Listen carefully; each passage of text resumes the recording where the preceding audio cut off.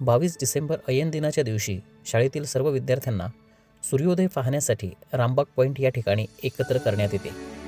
दरवर्षी त्या ठिकाणी 22 डिसेंबरला प्रभातपाठ घेऊन विद्यार्थ्यांना सूर्योदयाचे आणि सूर्योदयाच्या नंतरच्या परिस्थितीचे आणि पूर्वेकडील सर्व आकाशातील निरीक्षण करण्याचे सांगितले जाते. स्वर्गीय बाबासाहेब गवाणकर सरांनी सुरू केलेला हा उपक्रम गेली अनेक वर्ष अविरतपणे शाळेतील विद्यार्थ्यांसाठी सुरू आहे.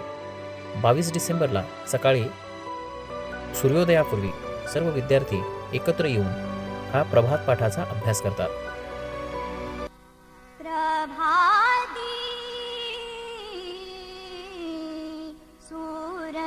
सूरनभिरंगती दश दिशा भूपाळी म्हणती प्रभाती सूरनभिरंगती दश दिशा भूपाळी म्हणती प्रभाती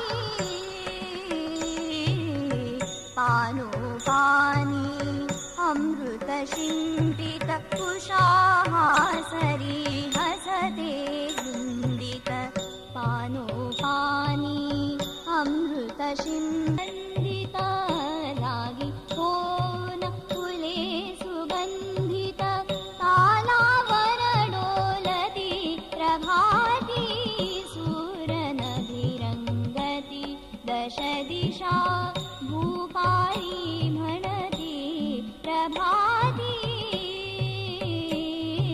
कृषीवनाची हाक ऐकुनी मोठ धावते शेतामधुनी कृषीवनाची हाक ऐकुनी मोठ धावते शेतामधुनी पक्षी आपुल्या मधुर स्वरानी पक्षी आपुल्या मधुर स्वरानी स्वरात स्वर मिळविती प्रभाती सूरनभिरंगती दश दिशा भूपाळी म्हणती प्रभाती प्रसन्नवदनी सुहासिनी कुणी चढे शिंपिती मृदुलकरानी प्रसन्नवदनी सुहासिनी कुणी चढे शिंपिती मृदुलकरानी श्री विष्णूचे नाम स्मरूनी श्री विष्णूचे नाम स्मरूनी तारकुणी छेडिती प्रभाती सूरनभिरंगती दश दिशा भूपाळी म्हणती प्रभाती.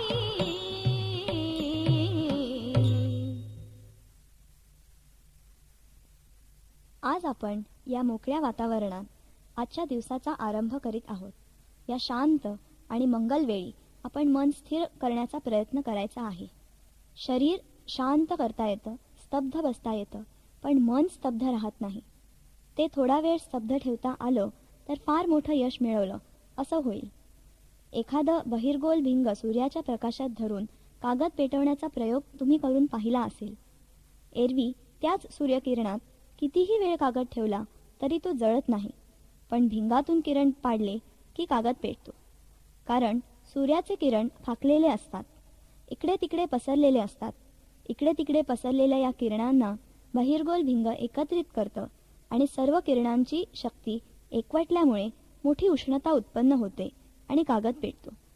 आपल्या अवधानाचे किरण असेच विखुरलेले असतात, म्हणून आपल्या मनाच्या शक्तीची जाणीव आपल्याला होत नाही. आपल्या चंचल मनाला आज थोडा वेळ स्थिर करण्याचा प्रयत्न करायचा आहे. घराचे दरवाजे खिडक्या बंद असल्या म्हणजे बाहेरचा प्रकाश आत येऊ शकत नाही. आपणही सतत आपल्या स्वतःच्या किंवा आपल्या आप्तेष्ट मित्रांच्याच विचारात गर्क असतो, म्हणून बाह्य जगातून येणाऱ्या प्रकाशाची आणि प्रेरणांची जाणीव आपल्याला होत नाही. आज मनातले सगळे विचार बाजूला ठेवून मन निर्विकार करायचा प्रयत्न आपल्याला करायचा आहे. डोळ्यांनी आकाशातील विविध रंगांच्या छटा आपल्याला निरखायच्या आहेत. कानांनी विविध पक्ष्यांचे आवाज टिपायचे आहेत. मंद आणि शीतल अशा वायुलहरीचा सुखद स्पर्श अनुभवायचा आहे. मात्र यावेळी तोंड बंद असायला पाहिजे. कोणीही काहीही बोलता कामा नये. तप करणारे ऋषीमुनी जसे शांत आणि स्तब्ध असत तसं शांत आणि स्तब्ध बसायचं आहे. ते ऋषी वर्षानुवर्ष तपश्चर्या करीत. आपण फक्त अर्धा पाऊण तासच बसणार आहोत आणि उगवत्या सूर्याचे दर्शन घेणार आहोत. तसं पाहिलं तर सूर्य दिवसभर आकाशात असतोच, पण आपलं लक्ष सूर्याकडे फारसं जात नाही आणि सूर्याकडे पाहायचं ठरवलं तर त्याच्या प्रखर तेजाने डोळे दिपतात, डोळ्यांना त्रास होतो. खरं म्हणजे सूर्याकडे नुसत्या डोळ्यांनी पाहूच नये, त्यात धोका असतो. पण सूर्योदयाच्या वेळी सूर्यबिंब पूर्ण वर येईपर्यंत पाहायला हरकत नाही. सूर्योदयाच्या वेळचं आकाश मनमोहक असतं. अनेक चित्रकारांनी सूर्योदयाची चित्र काढली आहेत. अनेक कवींनी उगवत्या सूर्यावर कविता केल्या आहेत, भूपाळ्या रचल्या आहेत. पूर्वीच्या काळी देवाला किंवा राजाला सकाळी जागं करण्यासाठी खास रचलेली गाणी गोड आवाजात म्हणत असत. अशा गाण्यांना भूपाळी म्हणतात. आत्ताच आपण ऐकत होतो ती अशीच एक भूपाळी आहे. होनाजी बाळा या कवीने रचलेली ही भूपाळी कृष्णाला उद्देशून म्हटली आहे. कृष्ण म्हणजे काळा. देवांच्या बाबतीत आपण काळा गोरा असा भेदभाव करीत नाही. माणसांच्या बाबतीतही आपण भेदभाव करू नये. या घनश्याम सुंदर कृष्णाला कवी सांगतो आहे, अरुणोदय होऊन गेला आहे आणि उदयाचळी म्हणजेच पूर्वेकडेच्या डोंगरावर मित्र आला आहे. लवकर उठ. मित्र म्हणजे सूर्य. सूर्याला अनेक नावं आहेत. मित्र हे त्यातलंच एक. सूर्य हा आपला सर्वांचा मित्र आहे. आपलं आणि आपल्या जगाचंही अस्तित्व सूर्यामुळेच शक्य झालं आहे. सूर्योदयापूर्वी अरुणोदय होतो. अरुणोदयापूर्वी उषा येते. उषःकाल म्हणजे पहाटेची वेळ. रात्री सर्वत्र काळोख असतो. माणसं आणि पशुपक्षी गाढ झोपेत असतात. पहाटेच्या वेळी पूर्व दिशा अधिक उजळ दिसू लागते. कवीला ती तोंड धुतलेल्या तरुण सुंदर स्त्रीसारखी दिसते. तो म्हणतो, पूर्व दिशे मुख धुतले हो तसे नाश तिमिरा. पूर्व दिशेने चेहरा धुतला आहे आणि हळूहळू अंधाराचा नाश होत आहे, प्रकाश येत आहे. पूर्वीच्या काळी ऋषीमुनींना आणि कवींना या प्रकाशामध्ये जगाला जाग आणणाऱ्या, उत्साह देणाऱ्या एका चैतन्याचं, एका दिव्य प्रेरणेचं दर्शन होत असे. त्या दिव्य प्रेरणेला ते उषादेवी म्हणतात. या उषादेवीची स्तुती करणारी अनेक सूक्त ऋग्वेदात आहेत. ही उषा किंवा पहाटेची ही वेळ ऋषीमुनींना आणि कवींनाच आनंददायक असते असं मुळीच नाही. तुमच्या आमच्यासारख्या सामान्य माणसांना सुद्धा ही वेळ आनंददायक असते, उत्साह वाढविणारी असते. समोर आकाशाकडे पहा. आकाश जणू फुलत आहे. फुलाप्रमाणे हळूहळू उमलत आहे. हे फुलणारं आकाश आपला आनंद, आपला उत्साह, आपला निर्मळ ताजेपणा पृथ्वीला देत आहे. बालकवींनी फुलराणी कवितेत या वेळेचं वर्णन केलं आहे. ते म्हणतात, आकाशीची गभीर शांती मंद मंद ये धरणीवरती. आकाशातली गंभीर अशी शांती अगदी सावकाश हळूहळू पृथ्वीवर अवतरत आहे. मंद वारा वाहतोय, झाडे ताजी तवानी दिसतायत, फुलं उमलतायत आणि शीतल वाऱ्याची झुळूक मध्येच आपल्याला स्पर्श करून जाते. मंजूळ शब्द करीत पक्षी उषादेवीच्या आगमनाची बातमी सर्वांना सांगत फिरत आहेत.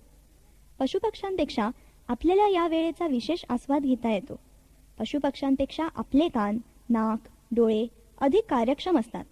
आपल्याला बुद्धी असते आणि मुख्य म्हणजे आपल्याला अंतःकरण असतं, मन असतं. मनात निर्माण होणाऱ्या भावना व्यक्त करून दुसऱ्याला त्यात सहभागी करून घेण्याची भाषा किंवा सरस्वती आपल्याकडे असते. परंतु यांत्रिक जीवन, स्वार्थी स्वभाव आणि आळस यामुळे या नैसर्गिक आनंदापासून आणि दिव्य प्रेरणेपासून आपण दूर राहतो. ते काही बरं नाही. एरवी रोज काम असतंच, पण रविवारी आणि सुट्टीच्या दिवशी तरी प्रत्येकाने उगवत्या सूर्याचं दर्शन घ्यावं. मकर संक्रांत, विषुवदिन म्हणजे 22 मार्च या 2 दिवशी तर अवश्य घ्यावं. आपण सर्वजण आज सूर्योदयाच्या वेळी इथे जमलो आहोत. उषःकाल संपला आहे. निळ्या आकाशाला लाल रंग देणारा अरुण केव्हाच आला आहे. सूर्याच्या आगमनाची बातमी तो देत आहे. ही वेळ मंगल आहे, शुभ आहे, दिव्य आहे, चैतन्यदायी आहे. अगदी स्तब्ध, निश्चल राहा आणि क्षणाक्षणाला बदलणारे पूर्वेकडील आकाशाचे रंग निरखा. कानांनी पक्ष्यांचे मंजूळ शब्द ऐका. सर्व शरीराला सुखावणाऱ्या वाऱ्याच्या झुळकेचा अनुभव घ्या. स्तब्ध आणि शांत अशा या अवस्थेत असताना आपल्या मनाला जाणवणाऱ्या दिव्य प्रेरणेचा अनुभव घ्या. डोळे बंद असतील तर आपल्याला काही दिसत नाही, तसंच मन बंद असेल तरी ती दिव्य प्रेरणा मनाला स्पर्श करू शकणार नाही. म्हणून मन मोकळं ठेवा, उघडं ठेवा. कोणताही दुसरा विचार मनात आणू नका. अगदी शांत रहा. स्वतःला विसरून निसर्गाशी एकरूप होण्याचा प्रयत्न करा. तुमच्यापैकी जे कोणी या 3 मिनिटांच्या काळात निश्चल राहिले असतील त्यांना नेहमीपेक्षा आनंद आणि उत्साह वाढविणारं असं काहीतरी जाणवलं असेलच. ज्यांना काही जाणवलं असेल त्यांनी अशा प्रकारचे अनुभव जेवढे घेता येतील तेवढे घ्यावेत. ज्यांना ते जाणवलं नसेल त्यांनी पुढील खेपेस अशा वेळी अगदी निश्चल राहून मनातील इतर सर्व विचार काढून टाकून आपल्या आसपास असणाऱ्या सर्व माणसांनाही विसरून निसर्गाशी एकरूप होण्याचा प्रयत्न करावा. उगवत्या सूर्याकडे अशा रीतीने पाहत असताना विश्वामित्र ऋषींना एक मंत्र रचण्याची स्फूर्ती मिळाली आणि त्यांच्या तोंडून शब्द निघाले. ओम भूर्भुवः स्वः तत्सवितुर्वरेण्यं भर्गो देवस्य धीमहि धियो यो नः प्रचोदयात्. सूर्याची किरणं आपल्या शरीरावर पडत आहेत. त्यांच्या वाटे सूर्याचे तेज आपल्या अंगात प्रवेश करीत आहे. आपणही सूर्यासारखे तेजस्वी आहोत. हे तेज आपल्या बुद्धीला चालना देत आहे असा भास विश्वामित्रांना झाला. कदाचित तुम्हालाही तसा भास होऊ शकेल. आपण पुन्हा एकदा हा मंत्र म्हणून पाहूया. ओम भूर्भुवः स्वः तत्सवितुर्वरेण्यं भर्गो देवस्य धीमहि धियो यो नः प्रचोदयात्. याचा भावार्थ असा की त्या प्रेरक आणि उत्पादक अशा सविता देवाचं अतिशय उच्च असं तेज आम्ही धारण करीत आहोत. हे तेज आमच्या बुद्धीला नेहमीच चालना देवो. हाच तो ऋग्वेदातील प्रसिद्ध मंत्र. पुन्हा एकदा हा मंत्र ऐका आणि मनात म्हणा. दररोज उगवत्या सूर्याचं दर्शन घेऊन त्यावेळी हा मंत्र म्हटला तर तुम्ही आरोग्य संपन्न, तेजस्वी आणि यशस्वी व्हाल. सर्वजण शांत व स्तब्ध रहा आणि ऐका. ओम भूर्भुवः स्वः त्वत्सवितुर्वरेण्यं भर्गो देवस्य धीमहि धियो यो नः प्रचोदयात्. ओम भूर्भुवः स्वः तत्सवितुर्वरेण्यं भर्गो देवस्य धीमहि धियो यो नः प्रचोदयात्. ओम भूर्भुवः स्वः तत्सवितुर्वरेण्यं भर्गो देवस्य धीमहि धियो यो नः प्रचोदयात्. हा मंत्र जसा जुन्यात जुना आहे तसाच नवीनातही नवीन आहे. दररोज म्हणावा असा आहे. 5-6 हजार वर्षांपूर्वी ऋषींनी असे मंत्र रचले. असे थोर पुरुष आजही आपल्याकडे आहेत. प्रसिद्ध कवी प्राध्यापक वसंत बापट हे असेच एक आधुनिक मुनी आहेत. आपल्याला सहज समजेल अशा भाषेत त्यांनी अशीच एक प्रार्थना रचली आहे. आपल्या आजच्या जगात स्वार्थीपणा, दुःख, दुबळेपणा, भेदभाव, भांडणं वगैरे पाहून त्यांना दुःख होतं. ते म्हणतात, आमचं शरीर हे एक देवाचं मंदिरच आहे. हे मंदिर निर्मळ असावं. या मंदिरात नेहमी सत्याची, सौंदर्याची आणि मांगल्याची आराधना व्हावी. दुःखितांचं दुःख संपावं. सत्ता आणि सामर्थ्याचा उपयोग दुर्बलांच्या रक्षणासाठी व्हावा. आमचं वागणं तेजस्वी असावं, कणखर असावं, परंतु आमची मनं फुलासारखी कोमल असावी. निसर्गातील सौंदर्य निरखित राहण्याचा वेध आम्हाला लागावा. आमच्यामधील सारे भेदभाव, वैरभावना, दुष्ट वासना मावळून जावी. आम्ही सर्व मानव एक आहोत ही भावना सर्वत्र पसरावी. बंधुत्वाच्या भावनेने सर्वजण बांधले जावे आणि आम्ही सर्वांनी सत्याची, सुंदराची आणि मांगल्याची आराधना करावी. ही प्रार्थना म्हणजे पूर्वीच्या गायत्री मंत्राचाच आधुनिक उच्चार आहे. हा नवा गायत्री मंत्र आहे. आता आपण तो सर्वजण मिळून म्हणूया.